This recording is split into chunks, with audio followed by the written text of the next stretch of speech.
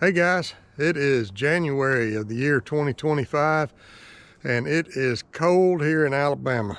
We are at 13 degrees this morning and we got snow yesterday, and it's been some tough weather here. So normally we are out on the water shooting some fishing videos for our fishing channel, but today we are doing something a little bit different.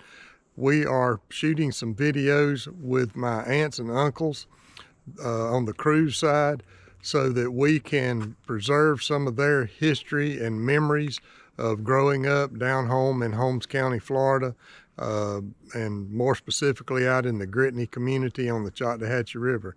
And there's going to be a series of these videos that we do, and the series is going to be called Down Home on the Choctawhatchee.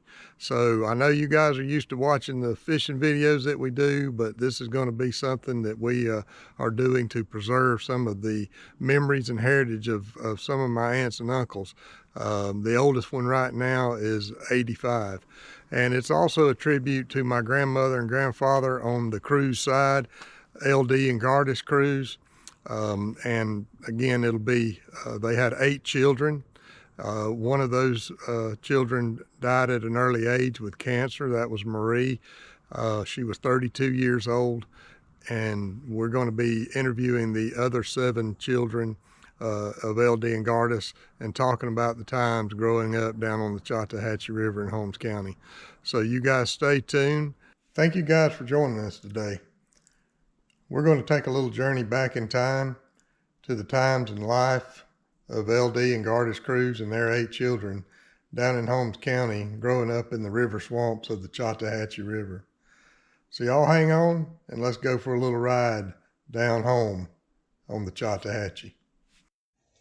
As I ride along Old Highway 90 and cross over the old muddy Choctawhatchee, I can only imagine those early years where LD and Gardis started their life together. You see, this old river provided necessities that families needed: rich soil for crops, food like deer, turkey, hogs, squirrels, and fish. Hardwoods like oak and hickory were abundant back then. They were used to build homes and hand tools and stuff that you needed while on the farm. I can remember as a young child on Sundays visiting my grandpa and grandmother Sellers, better known as KW and Bessie. Their home is still standing. There it is right there on the right. Coming up Ray Miller Hill, I've got fond memories when our families would gather on some cool January, February days to make cane syrup with Mr. Ray. Crossing over Wright's Creek takes me back to where we used to swim on those hot summer Sundays after church. And oh, how we can't forget the old Gritney Grocery. It was owned by Alvin Gardner and then by Mr. Claude Raybon when I was growing up. The country store was on the left side and the game room was on the right. 2 pool tables, 2 or 3 video games for us kids to play. Man, those were the days. That old building's still standing.